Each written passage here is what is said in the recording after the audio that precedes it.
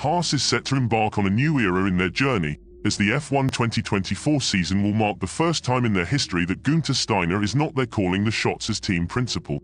Instead, with the team having made the shock announcement that Steiner was out with immediate effect, it was confirmed that Ayao Komatsu will assume the team principal position.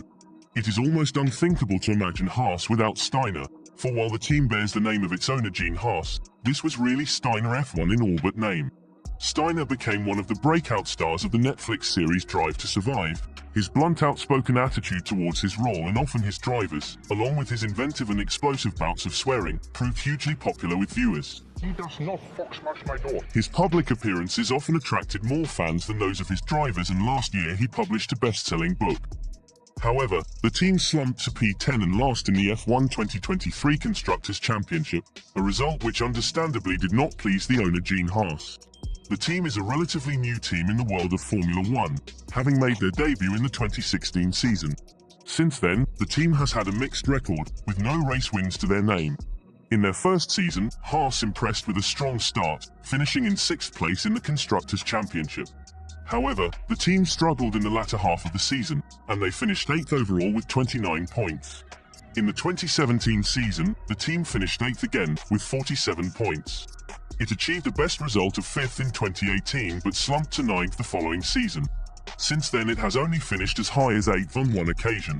That came in 2022, when the team capitalized on a major change in the technical regulations, and scored a 5th place finish in the opening race. But it failed to progress from there, and even with a more experienced driver lineup in 2023 ended the season last. From the very beginning, Haas F1 had a different business model compared to other F1 teams.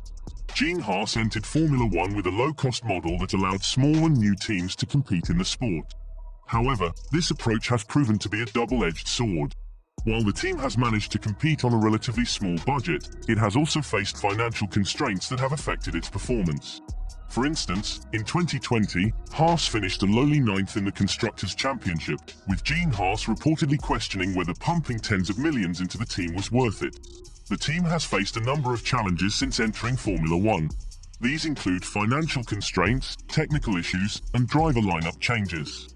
While the team has managed to compete on a relatively small budget, they're unlikely to attract a driver of the caliber of, say, Lewis Hamilton, Fernando Alonso, or reigning world champion Max Verstappen. On the eve of the 2024 campaign, Gene Haas made the decision to make a leadership change and brought Steiner's tenure with the team to an end. It came down to performance. Here we are in our 8th year, over 160 races. We have never had a podium. The last couple of years, we've been 10th or 9th. I'm not sitting here saying it's all Guenther's fault, or anything like that, but it just seems like this was an appropriate time to make a change and try a different direction, because it doesn't seem like continuing with what we had is really going to work. In Steiner's place arrives Komatsu, who has been promoted from his Director of Engineering position. Komatsu has also played an integral role in Haas F1 journey to date, having been part of the squad since its debut year in 2016. We looked from within at who had most experience. Komatsu has been with the team since day one. He knows the ins and outs of it. My biggest concern is when we go to Bahrain, we need to show up with a car that is ready to go. Maybe having more of a managerial type and engineering approach, we'll see if that has benefits. I think Guenther had more of a human-type approach to everything with people, and the way he interacted with people, he was very good at that. Komatsu is very technical. He looks at things based on statistics. This is what we're doing bad, where can we do better? It's a different approach. We really do need something different, because we weren't really doing that well. Like I said, it all comes down to 8 years in, dead last. Nothing more I can say on that. Hulkenberg's 7th place in Australia was the highlight of last year, along with Magnussen's 3 10th place finishes. Across 2 separate spells, Magnussen raced under Steiner for Haas for 6 seasons. And, in response to the news, paid tribute to his boss with a touching post on social media. Thanks, Guenther. Thanks for taking me on the journey in 2017, and thanks for bringing me on board again in 2022. It has been both fun and tremendously challenging, but never boring. So long and all the best. Teammate Hulkenberg soon followed with a message of his own. The German driver added, "Thanks, Guenther, for your trust, friendship and the opportunity to go racing in F1 again. You're definitely a character. All the best." Though the news surprises almost everybody, given Steiner's importance to the organization, his permanent presence there, and the fact he was F1's third longest serving team boss, it's not come completely out of the blue. There has been discontent bubbling away for some time now, and the situation had been coming to a head behind the scenes. There were frustrations with the way that Haas was run from the very top. Gene Haas, who has seemingly become apathetic towards his own F1 team, and refused to invest in it significantly beyond what it already has. Steiner and Haas disagreed on the team's potential in its current form, with a limited UK base in Banbury, a technical facility in Maranello where Haas has a critical alliance with Ferrari, and a barely used but excellent headquarters in the United States. While Steiner felt Haas needed steady investment over the next few years, as it had outgrown its unique multi-location, Ferrari-dependent model, Haas believes the team has underachieved and does not need more resources or improved facilities to perform better. Hours before Steiner's shock departure, senior staff member Simone Resta has also left the team, just a few weeks before the 2024 car will be unveiled. According to the Italian reports, technical director Resta has left due to disagreements with Gene Haas and a reported lack of motivation. Resta joined Haas from Ferrari in January 2021, with the Italian set to help the team running on Ferrari-powered engines.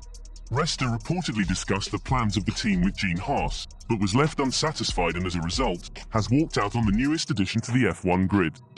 Gene Haas wanted the car to follow the design of Red Bull instead, which is reported as being the main sticking point between the two parties.